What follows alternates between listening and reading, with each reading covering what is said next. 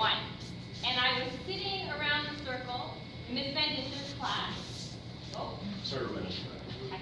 First technical difficulty, her microphone is not on, so we're going to work on that. So, 1 moment. Political thing. Well, yeah. I can dress up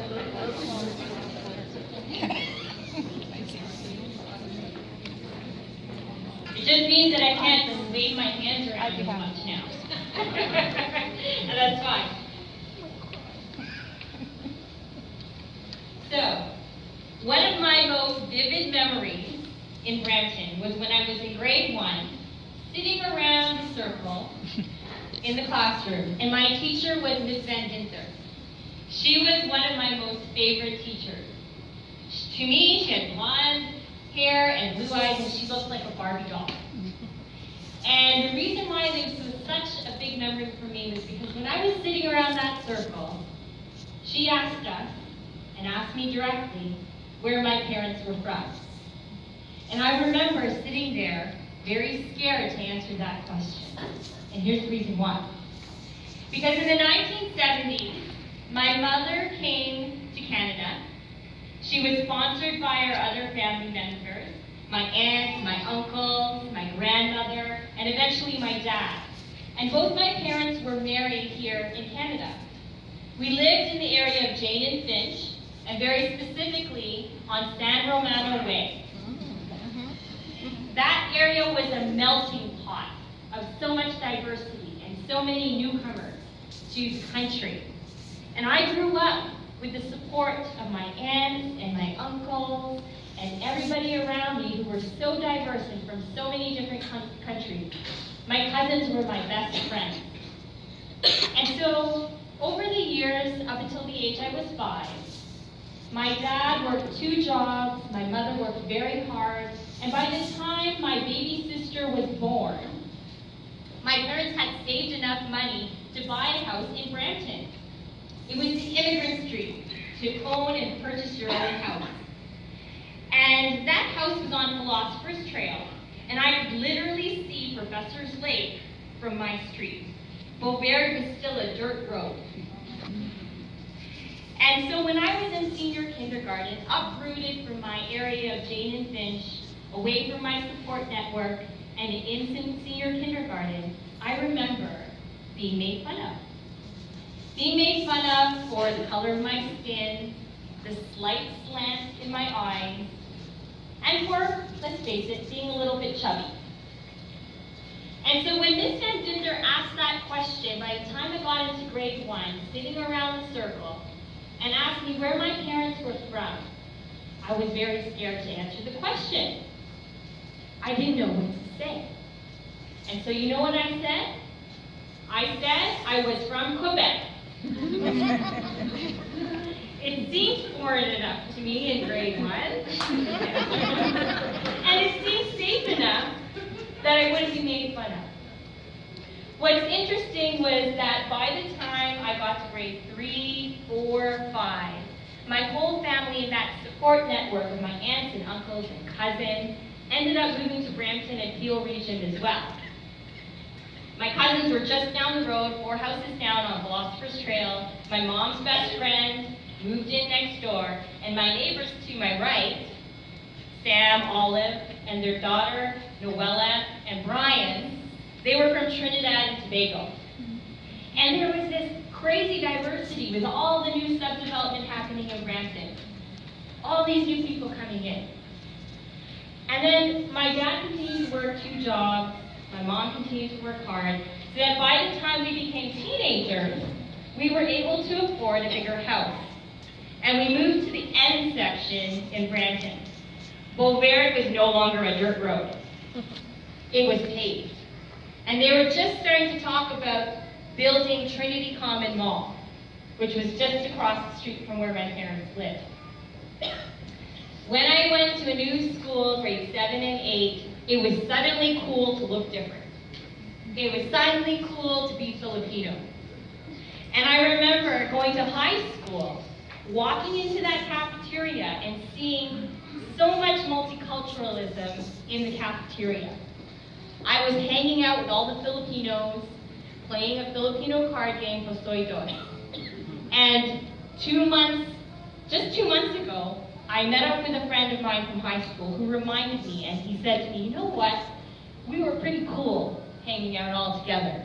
But he pointed out that despite that, there was still a level of divisiveness within our community. We who were born in Canada, Filipino Canadian.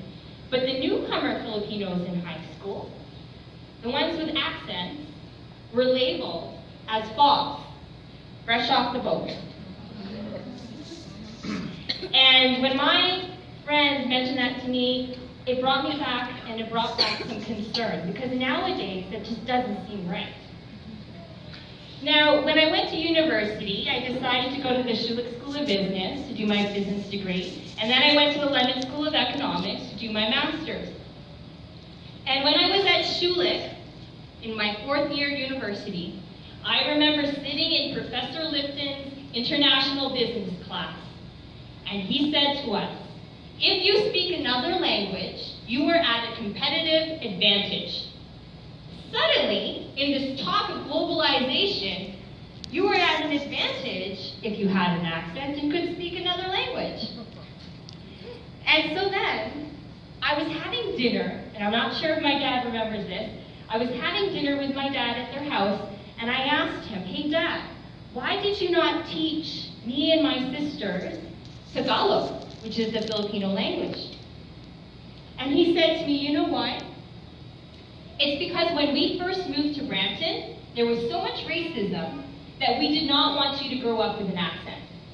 We did not want you to be looked at differently or to be treated differently. And so we didn't teach you Tagalog.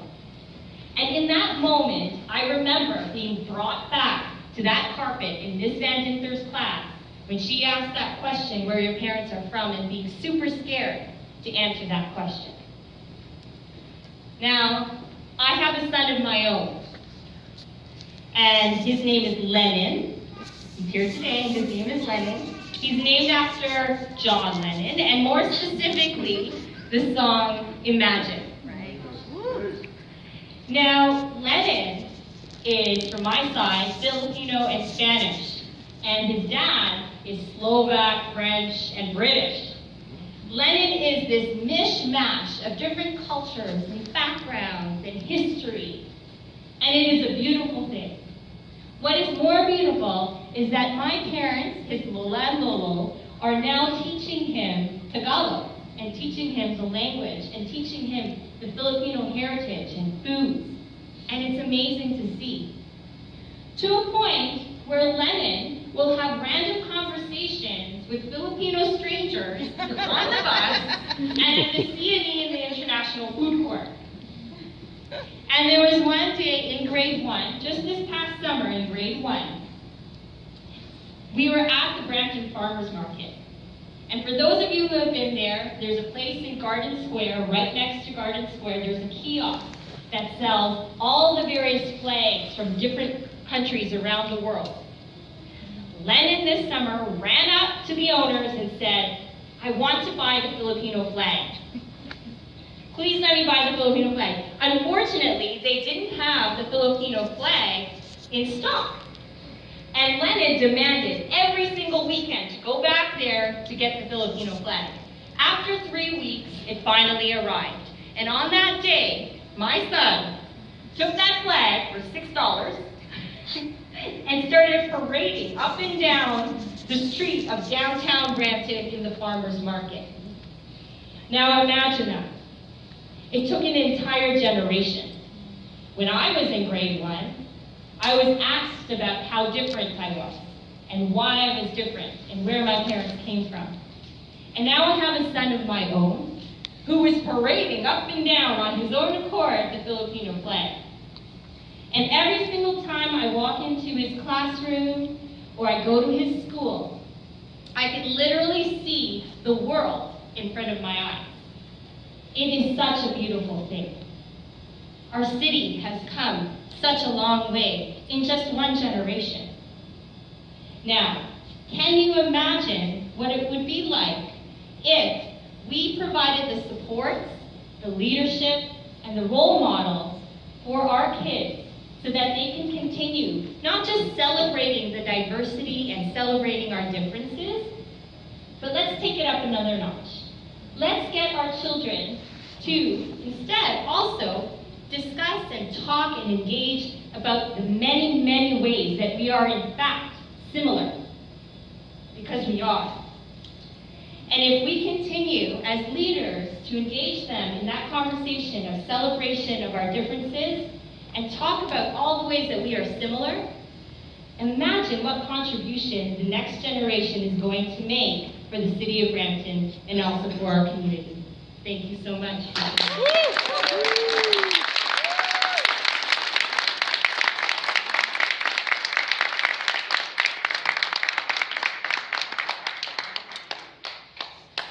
Thank you so much, Marina.